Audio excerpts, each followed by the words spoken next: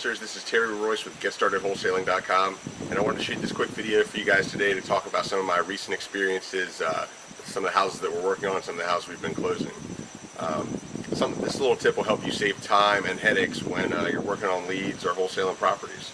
And one of the things, the thing is whenever you get a lead in or you're analyzing a property, always make sure that the person you're speaking with is the person that's actually the seller or the person that has the authority to sell the house.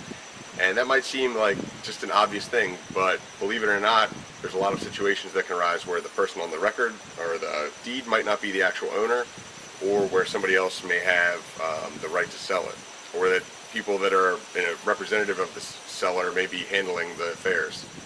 So whenever I get a lead in, I confirm that either the person I'm speaking with is the person on the deed, and that they are, and if they're not, that they're authorized to sell it. And by that I mean, if it's an estate situation, make sure that they are the personal representative and they have the proper authority. It could be somebody that has power of attorney over somebody who's still alive, and that different power of attorneys are structured different ways, so you need to make sure that they have the correct type with the authority to sell the property.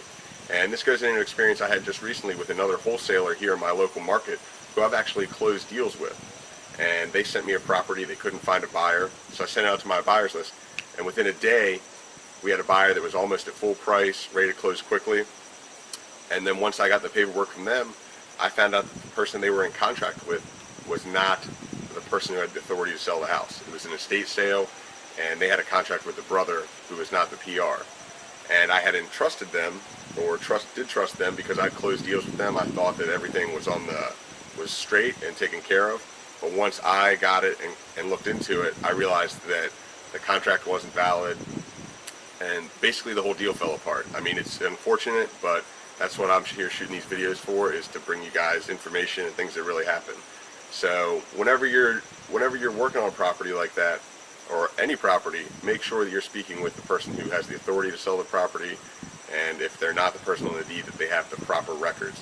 You can avoid situations like mine and situations like the other wholesaler that I was working with. And really, basically, you always learn something in any scenario, but we waste a lot of time. The buyer wasn't real happy. I had to explain to them. So it just turned into a big mess, and it's unfortunate, but things like that can happen, and you want to make sure you avoid them.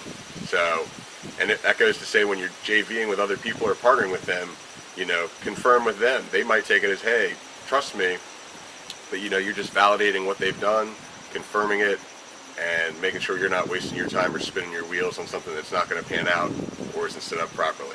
So just a little thing that I've experienced lately, and I hope that it helps you get more deals lined up and helps you make your deals go smoother this year.